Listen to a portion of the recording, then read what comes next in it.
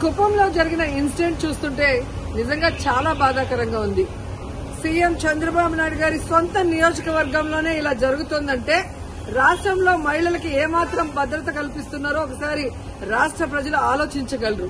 ఎందుకంటే చంద్రబాబు నాయుడు గారు అధికారంలోకి వచ్చిన తర్వాత ఇది ప్రజాస్వామ్యమా, రెడ్ బుక్ రాజ్యాంగమా అనే అనుమానం కలిగే విధంగా ఈరోజు రాష్ట్రంలో ప్రతిరోజు కూడా మహిళల మీద, బాలికల మీద దాడులు చేయటం, అత్యాచారాలు చేయటం, హత్యలు చేయటం, చెట్టుకు కట్టేసి కొట్టడం, ఇవి ఏ రాష్ట్రంలో అయినా జరుగుతున్నాయా?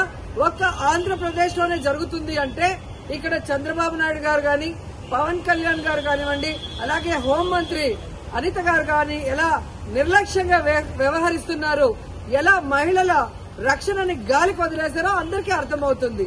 మాటలు మాత్రం ఇంత చెప్తారు. అధికారంలోకి వచ్చేప్పుడు ఏం చెప్పారండి? చంద్రబాబు నాయుడు అంటారు, ఎవరైనా ఆడపిల్లల జోలికి వస్తే అదే వాళ్ళకి చివరి రోజు అవుతుంది అన్నారు. మరి మీ సొంత నియోజకవర్గంలో భర్త అప్పు చేశాడని భార్యని చెట్టు కట్టేసి కొడుతుంటే మరి మీరు ఏం చర్యలు చేపట్టారు? ఎక్కడి నుంచి వీళ్ళకి ధైర్యం వచ్చిందని నేను అడుగుతున్నాను.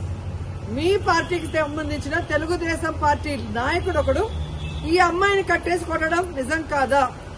మరి అతనికి ఎక్కడి నుంచి ధైర్యం వచ్చింది? కొడుకు ముందర, చిన్న బిడ్డ ముందర అమ్మని కట్టేసి కొట్టారు అంటే ఈరోజు పోలీసులు చూసినా భయం లేదు. అలాగే చంద్రబాబు నాయుడిని, హోంమంత్రిని చూసినా మీ పార్టీ వాళ్ళకి భయం లేకుండా పోయింది. ఎందుకంటే లోకేష్ గారు చెప్పినట్టు ఎవరు ఎంత హింస చేస్తే, ఎవరు ఎంత దాడులు చేస్తే మీ గుడ్ లుక్స్ లో ఉండొచ్చు అన్న ఆలోచనతో రాష్ట్ర వ్యాప్తంగా అరాచకం సృష్టిస్తూ ముందుకు వెళ్తున్నారు. ఈరోజు సిగ్గుచేటు ఒక మహిళ హోంమంత్రిగా ఉండి కూడా ఈ రాష్ట్రంలో మహిళల పైన జరిగే దాడుల్ని అరికట్టలేకపోతున్నారు అంటే ఆవిడ నిర్లక్ష్యానికి నిదర్శనం కాదా?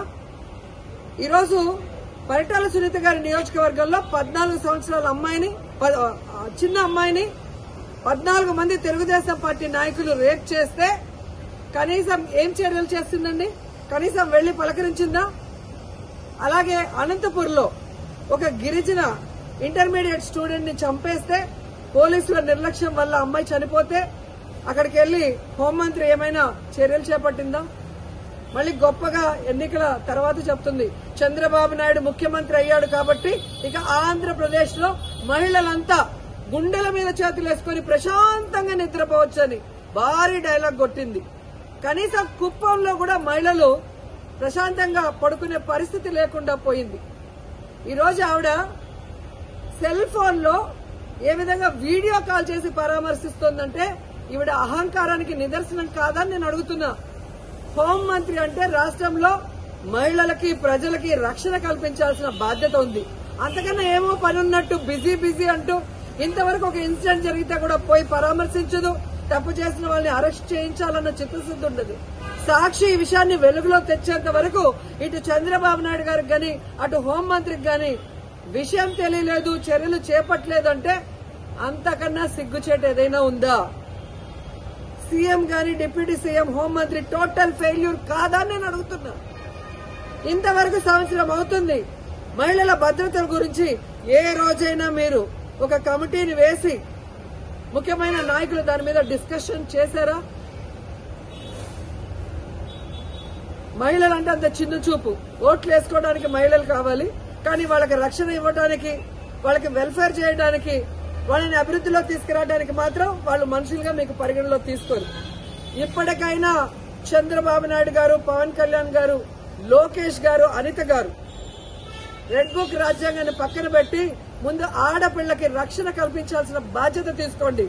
తప్పు చేసిన వాడు తెలుగుదేశం వాడైనా శిక్షించడానికి ప్రయత్నించండి. అంతేగాని టీవీల ముందు కూర్చొని చంద్రబాబు నాయుడు చెప్పాడు కదా అని జగన్మోహన్ రెడ్డి గారిని, భారతమ్మని తిట్టడానికి, సాక్షి మీద కేసులు పెట్టడానికి టైం ఉన్న హోంమంత్రి గారికి నేరస్తుల్ని శిక్షించడానికి టైం లేదని అడుగుతున్నాం. వాటి మీద కాన్సన్ట్రేట్ చేయని హెచ్చరిస్తున్నాం.